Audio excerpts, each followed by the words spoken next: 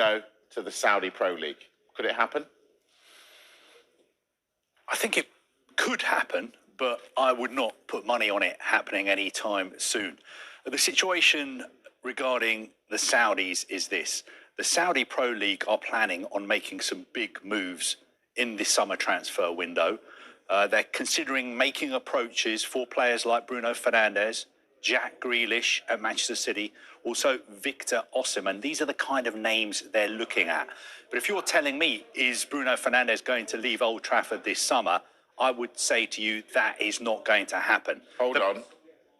How much are they offering Bruno Fernandes to go to Saudi? Well, nothing is concrete. I haven't been told any numbers. If they were to offer him a contract, of course it would be a massive contract, but the people I speak to in Saudi Arabia are telling me, let's not get too ahead of ourselves. We've not got to the position yet where any offers have been made, any approaches have been made. Also, from the player's perspective, Bruno Fernandes is the captain of Manchester United. He's happy at United. He's settled at United. He signed a new contract last summer. I don't think he wants to move to the Saudi Pro League anytime soon. So the simple answer to your question is, it's not going to happen, but I do believe there will be some big money deals for the Saudi Pro League this summer. Not as big as 2 years ago. 2 years ago, you remember, they shocked the football world. £700 million they spent on players like Neymar, Karim Benzema. Last summer, it was a bit quieter. It dropped by about 50%. Well, that was a change of approach. Are they going back to the original approach? Well, no. Well, there was a change of approach because SPL clubs, they're only allowed to have a maximum of 8 foreign players over 21. So they can't just keep signing foreign players. They have to be a little bit careful. So it dropped by about 50% last summer. This summer, I'm being told it is going to rise again. But the kind of deals they're looking at, do you remember in January, Al Nassr signed John Duran from Aston Villa, £64 million. Yeah. He's 21 years old. They want to do more sensible deals like that. But definitely, Bruno Fernandes, Jack Grealish, Victor Osimhen are all names that have been mentioned to us. Saudis offer Fernandes £1 million a week to leave United. Al-Hilal, the club in question. Any legs in this story, David, do you think? Well, there's been a long-term interest, Teddy, from the Saudi Pro League in Bruno Fernandes. I think there were proposals last summer before he signed a new contract at United that keeps him there until, I think, 2027, possibly with an option to extend by 12 months. Al-Hilal were, if I remember correctly, in the market for Mo Salah. He obviously decided to sign a new deal at Liverpool, and so perhaps their attention has turned back to Bruno Fernandes, who's been incredible for Manchester United throughout his time at the club, and especially in difficult circumstances this season. His goals and assists are right up there with the best players, and they'd be lost without him, which is why, in their mind, he's not going anywhere. They won't want to entertain offers, let alone his departure. If they're going to be shifting players, and they will be this summer, quite spectacularly, I imagine, they won't want Fernandes to be one of them. They'll want to build around him. Even though he turns 31 this year, his productivity is still there. And the soundings we're getting from these reports are that Bruno Fernandes is not interested in the move as things stand. Now, we don't know if that will change with the sort of numbers that might be proposed, and they will become eye-watering, I'm sure, if they really want to go for Bruno Fernandes. But if he wants to stay and continue his career in Europe, and Manchester United genuinely have no intent in cashing in on him regardless of their financial situation, then I imagine it's a story that will end in him remaining at Old Trafford over the summer and into next season. As David says there, Riyadh, especially when you consider he's been playing deep-lying midfield for some of this season in one of the worst Manchester United teams we can remember. 19 goals and 18 assists. Is he irreplaceable? And do you expect him maybe to have a little bit of leverage to want some assurances from Ruben Amorim about what the actual plan is?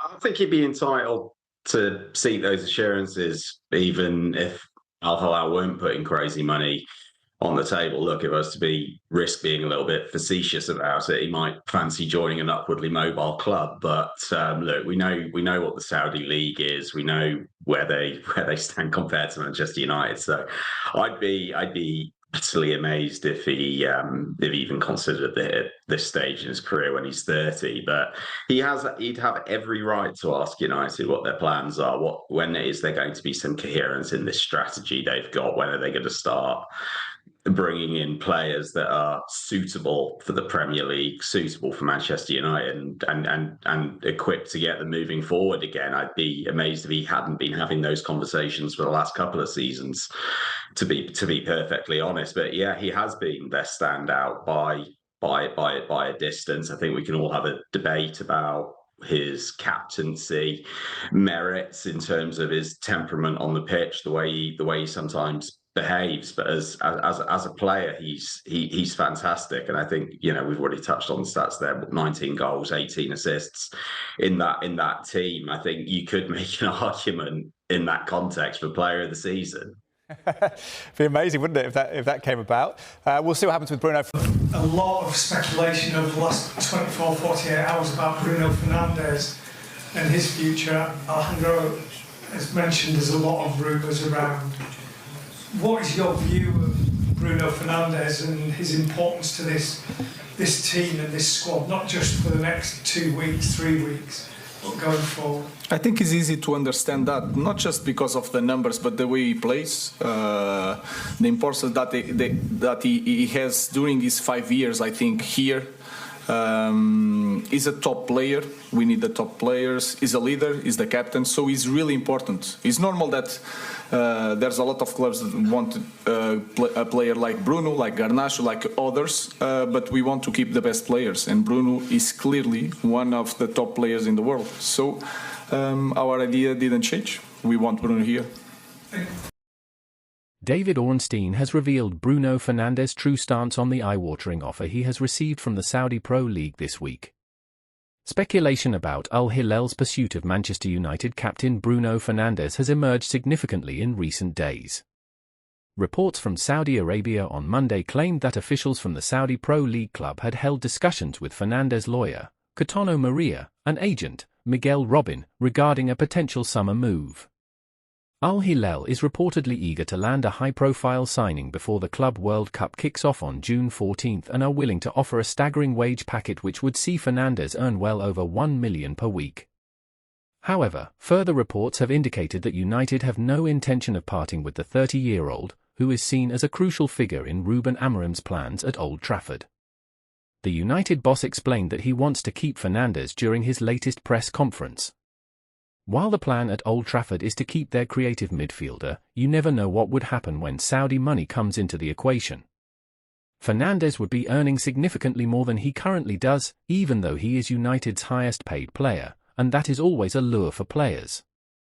However, transfer expert David Ornstein has suggested that United skipper is not interested in the move currently, and that he anticipates Fernandes remaining at the Premier League club for next season.